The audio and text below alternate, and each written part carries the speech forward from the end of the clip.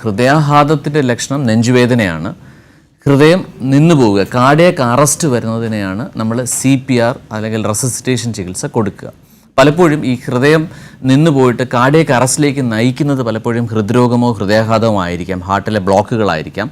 അങ്ങനെ വരികയാണെങ്കിൽ CPR എത്രയും പെട്ടെന്ന് ആർട്ടിഫിഷ്യലായിട്ട് നമ്മൾ ഹൃദയമിടിപ്പ് കൊടുക്കുക, അതായത് ഒപ്പം തന്നെ ശ്വാസോച്ഛ്വാസം നൽകുക, എത്രയും പെട്ടെന്ന് നമ്മൾ രോഗിയെ ഹോസ്പിറ്റലിൽ എത്തിക്കുക എന്നുള്ളതാണ് ഇമ്പോർട്ടൻ്റ്. അവിടെ സംഭവിക്കുന്നത് ഹൃദയാഘാതം കാരണം ഹാർട്ടിൻ്റെ താളത്തിൽ വ്യതിയാനം വരുന്നു. അങ്ങനെ ഹാർട്ട് പെട്ടെന്ന് ബീറ്റിംഗ് നിൽക്കുന്നു, ആൾ പെട്ടെന്ന് കുഴഞ്ഞു വീഴുന്നു. അങ്ങനെ വരുമ്പം പ്രാഥമിക ചികിത്സ എന്ന് പറയുന്നത് നമ്മൾ മറ്റ് വീഡിയോസും മറ്റും കണ്ടിട്ടുണ്ടായിരിക്കാം, CPR കൊടുക്കുക, അതായത് കാർഡിയോ പൾമണറി റെസിറ്റേഷൻ.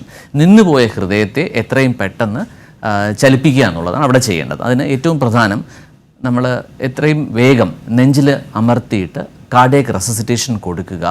ശ്വാസോച്ഛ്വാസം നിന്ന് പോയിട്ടുണ്ടെങ്കിൽ എത്രയും പെട്ടെന്ന് ശ്വാസോച്ഛ്വാസം കൊടുക്കുക. അതോടൊപ്പം ഡീഫിബ്രിലേഷൻ, അതായത് എത്രയും പെട്ടെന്ന് ഹാർട്ട് ബീറ്റ് നോർമലാക്കാനായിട്ട് ഷോക്ക് ചെയ്യുക. നമ്മൾ പൊതുസ്ഥലങ്ങളിൽ പല സ്ഥലങ്ങൾ, ഉദാഹരണത്തിന് എയർപോർട്ടിലായിക്കോട്ടെ, നമ്മൾ ഒരു ഡീഫിബ്രിലേറ്റർ മെഷീൻ AED എന്ന് പറഞ്ഞിട്ടുണ്ടായിരിക്കാം.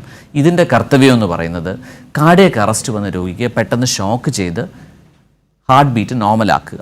ഇതിന് പൊതുവിൽ നമ്മുടെ പ്രവർത്തകർക്ക്, ആരോഗ്യ പ്രവർത്തകരായിക്കോട്ടെ അല്ലെങ്കിൽ പൊതു സമൂഹത്തിലുള്ളവർ, പോലീസുകാർ, അങ്ങനെയുള്ളവർക്ക് ഇതിൻ്റെ ട്രെയിനിങ് സാധാരണ പല രാജ്യങ്ങളിലും കൊടുക്കാറുണ്ട്. ഈ CPR കൊടുത്തിട്ട് എത്രയും പെട്ടെന്ന് ഹോസ്പിറ്റലിൽ എത്തിക്കണം. കാര്യം ഇതൊരു പ്രാഥമിക ശുശ്രൂഷ മാത്രമാണ്.